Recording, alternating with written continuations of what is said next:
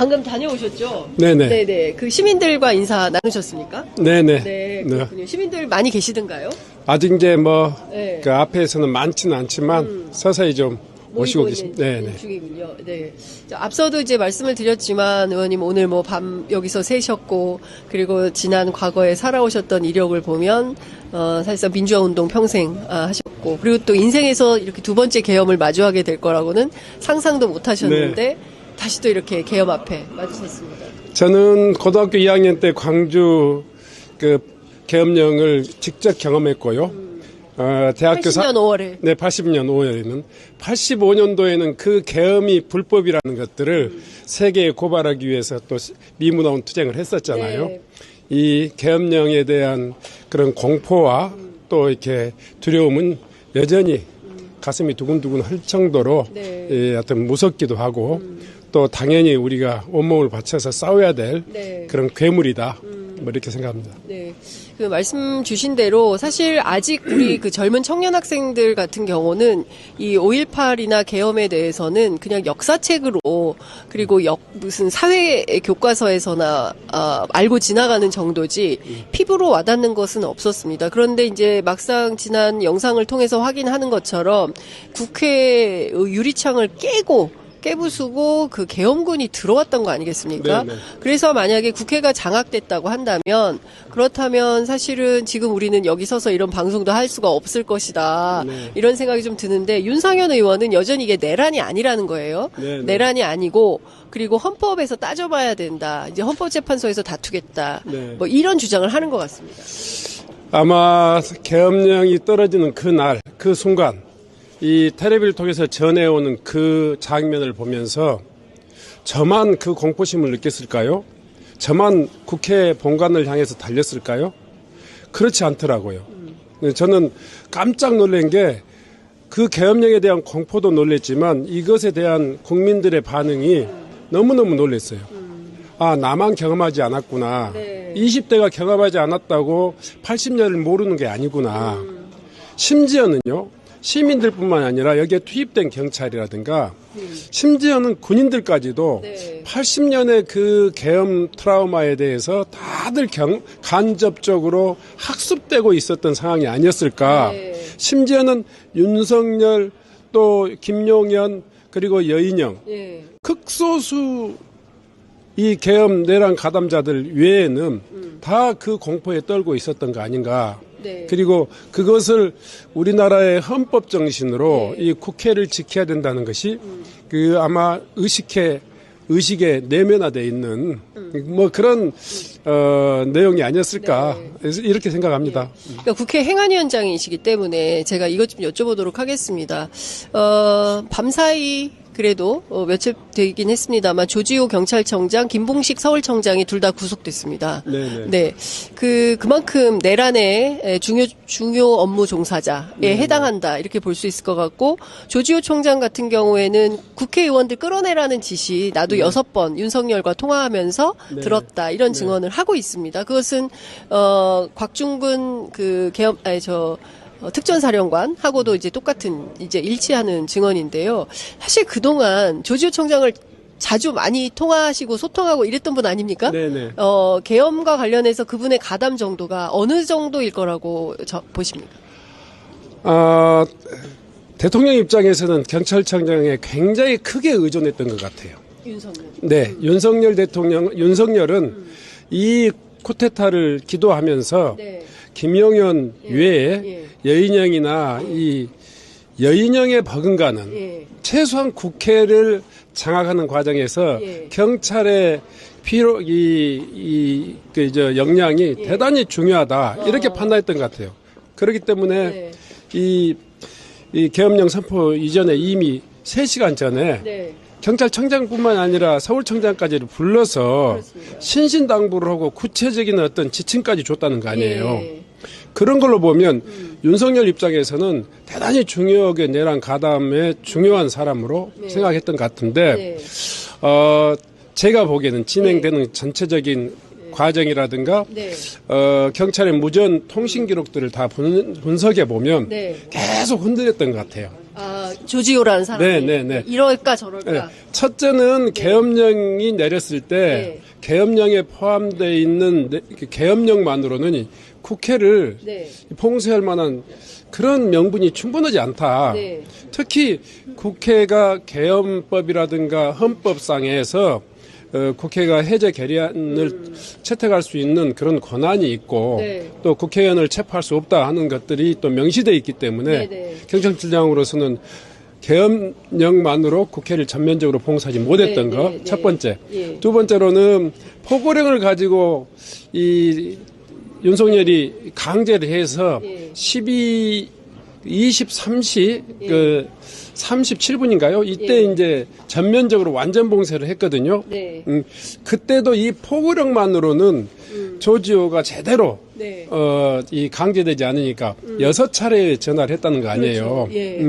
윤석열로서는 그야말로 이 계엄령 성패에 또는 이 성패 관건이었던 이 국회 문제에 대해서 굉장히 중요시했고 거기에 그 조지호가 중요한 역할을 하게 됐는데 결론적으로 보면 조지호도 80년 5월에 대한 경찰로서의 트라우마가 학습돼 있었던 거.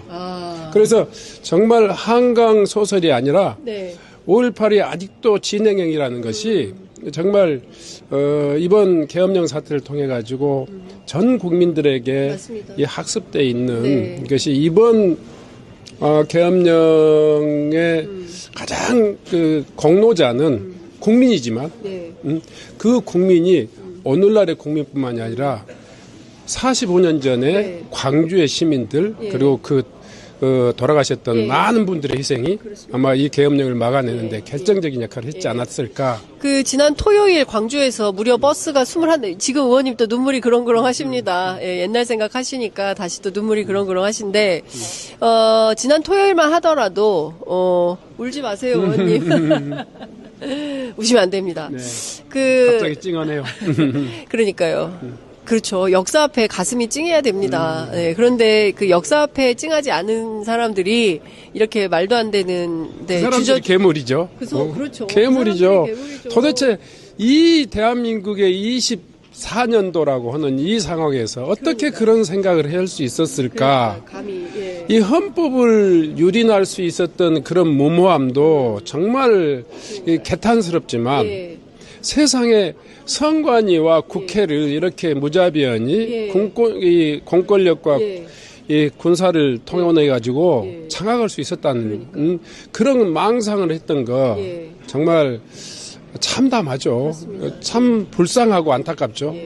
그 의원님 그 사실 뭐 말씀드린 대로 지난주에 광주에서 버스가 21대가 출발을 했는데 그 플랜카드를 붙이기를 앞서서 나가니 산자여 따르라. 그 현수막을 붙이고 광주에서 21대가 올라왔다고 하고, 그날 12월 3일 밤에 저도 이제 국회에 그 월담을 해서 들어왔는데, 그때 그 시민들 인터뷰를 할 때 시민들께서 그런 말씀 하셨어요. 내가 지금 김포에서 무슨 정신으로 운전하고 여기까지 왔는지 모르겠다.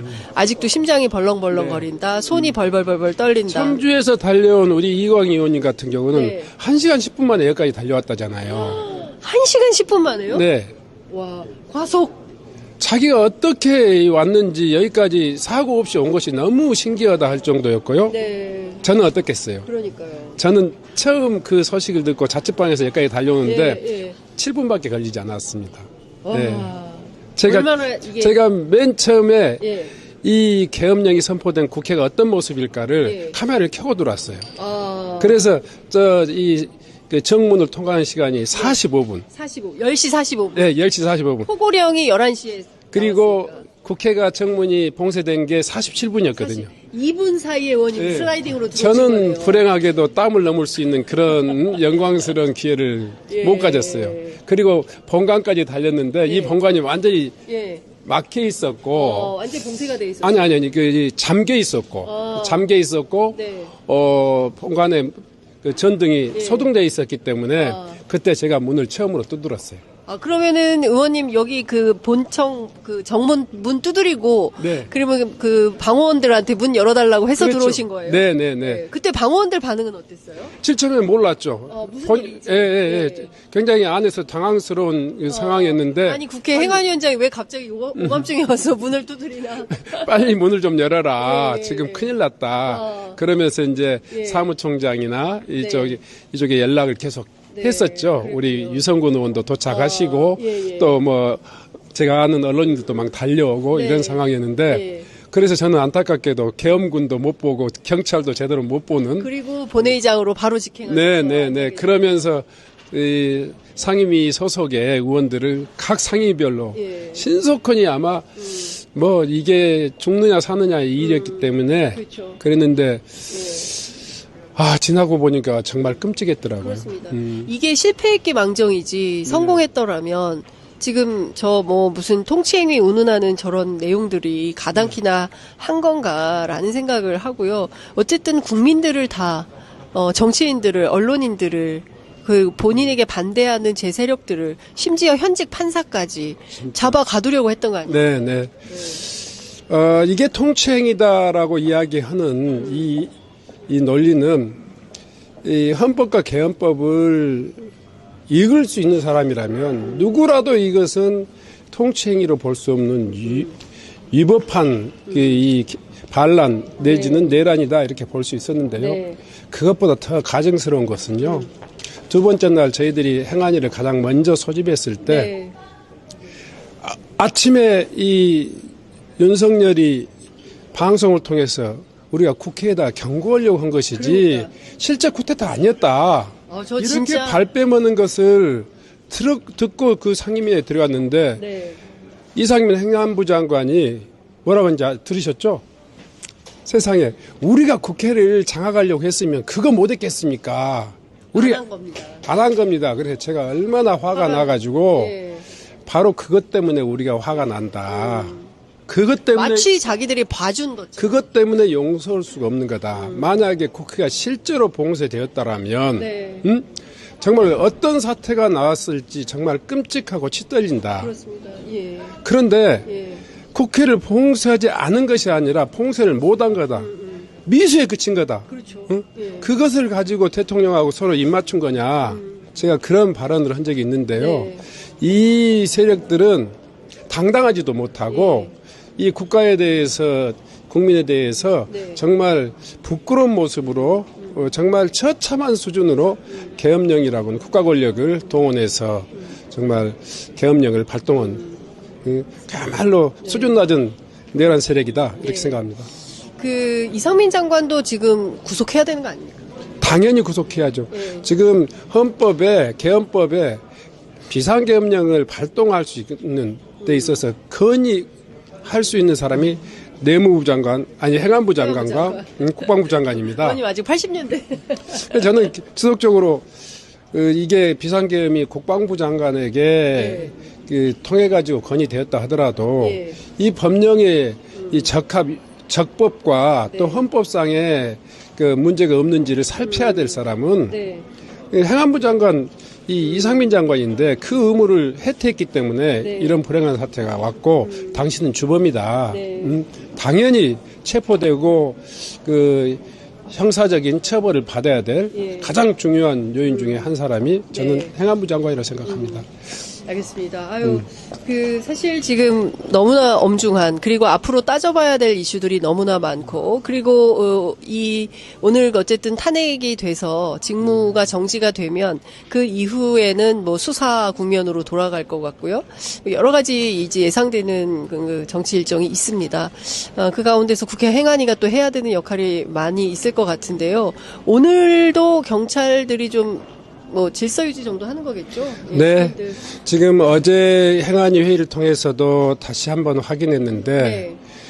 우리나라 국가경찰이 이제 이 국가안보수사 그러니까 내란죄를 담당하는 수사를 그 경찰이 전담하고 있단 말이에요. 네. 그리고 중요한 그런 그 형사법들을 다 이 경찰이 이 수사를 담당하고 있을 네, 네. 거 치안뿐만이 아니라 국가 안위에서 중요한 역할을 하고 있는 경찰이 네. 이렇게 늘 계엄령이라든가 이런 내란 사태에 이렇게 취약한 것일까?